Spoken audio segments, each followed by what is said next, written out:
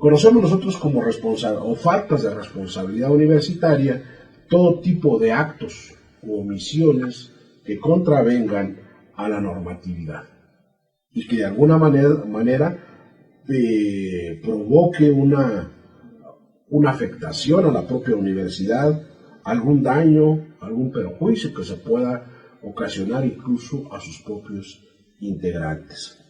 Hay responsabilidades graves y hay responsabilidades que no son tan graves.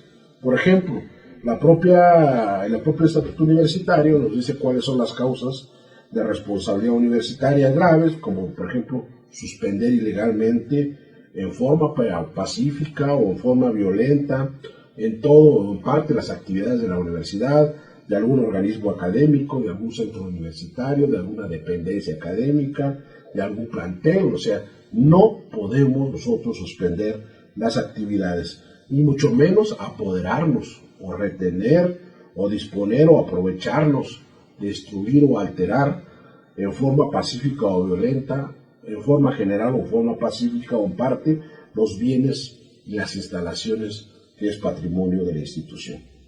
Ahora, hay causas de responsabilidad universitaria y esto sí hay que tener mucho cuidado porque muchas veces nosotros exigimos derechos, ¿sí?, pero no damos cumplimiento a obligaciones.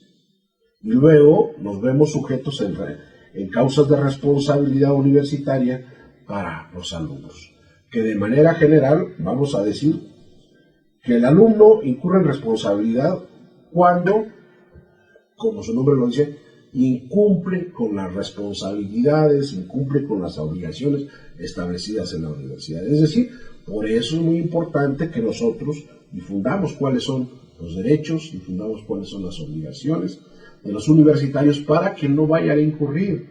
Nuestra función lo hemos enfocado en gran manera a la prevención a través de pláticas, de conferencias, a través de diversos actos de difusión que realizamos para prevenir este tipo de sanciones. Es decir, es importante que la comunidad universitaria conozca cuáles son sus obligaciones para que no vaya a incurrir en responsabilidades. Es decir, que no vaya a dañar física, moral o patrimonialmente a cualquiera que integre la comunidad universitaria. Es decir, ni a un compañero alumno, ni a un compañero maestro, ni a algún compañero administrativo, mucho menos también pues a nuestros representantes, a nuestras autoridades de la administración central. O sea, si nosotros incurrimos en una acción o omisión que pueda lesionar estos intereses, podemos ser sujetos de responsabilidad. Igualmente, pues no podemos lesionar el patrimonio de la universidad.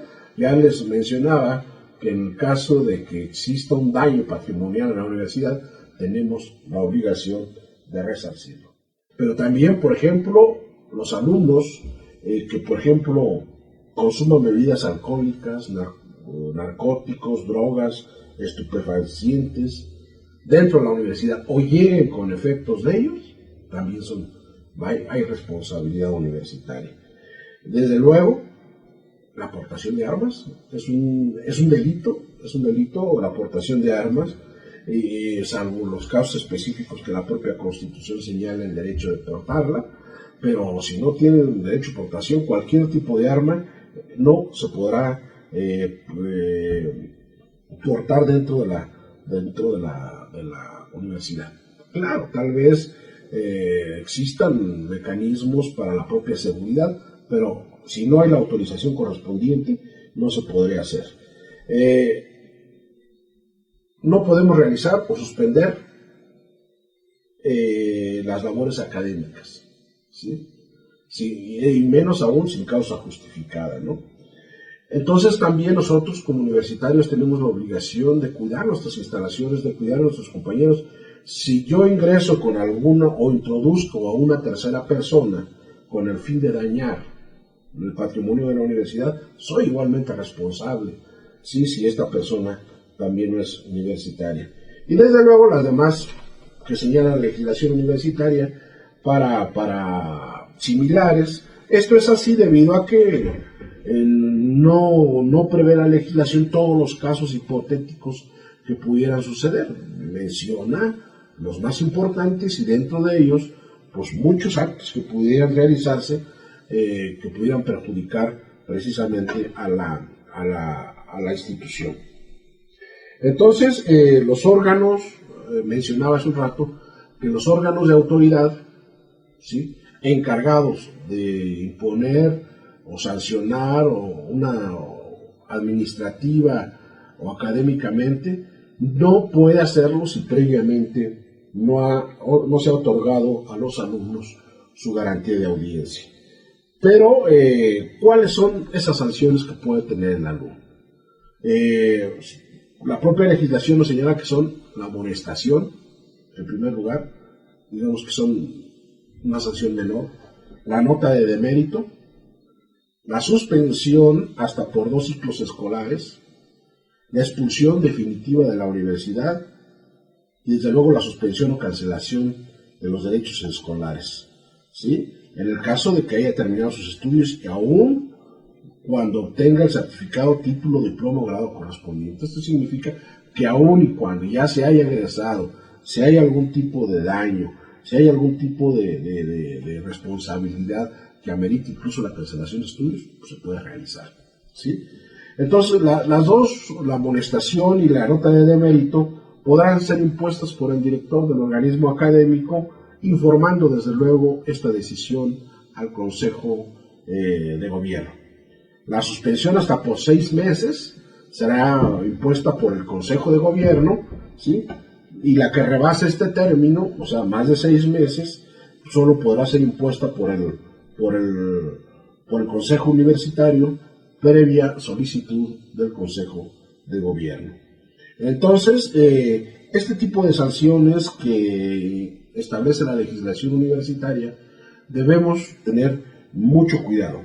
Yo he pedido a las instituciones que una vez que tengan o impongan algún tipo de sanción, aunque no se haga físicamente de nuestro conocimiento, pues nos permitan pues conocerlo, ¿no? Porque la legislación establece recursos. Si a alguien se le impone una sanción, puede interponer un recurso, ¿sí? Y nosotros, la legislación universitaria, establecen el recurso de revisión y de inconformidad como mecanismos de defensa de sus propios derechos. Entonces, la salvaguarda de los derechos de los universitarios, de toda la comunidad universitaria, principalmente de alumnos y de académicos, ¿sí?, se garantiza a través de del servicio gratuito de la Defensoría de los Derechos Universitarios, quien podrá asesorar, apoyar e incluso representar jurídicamente a los universitarios.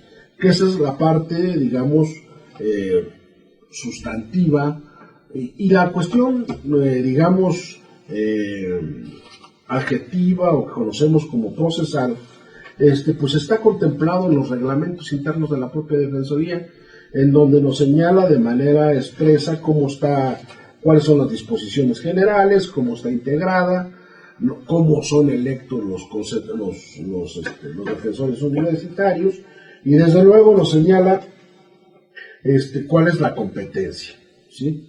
Para nosotros es muy importante, y nosotros, si somos un organismo de garantía de la legalidad, es decir, que como autoridad estamos obligados a cumplir con la legalidad y únicamente a realizar lo que la ley nos permite.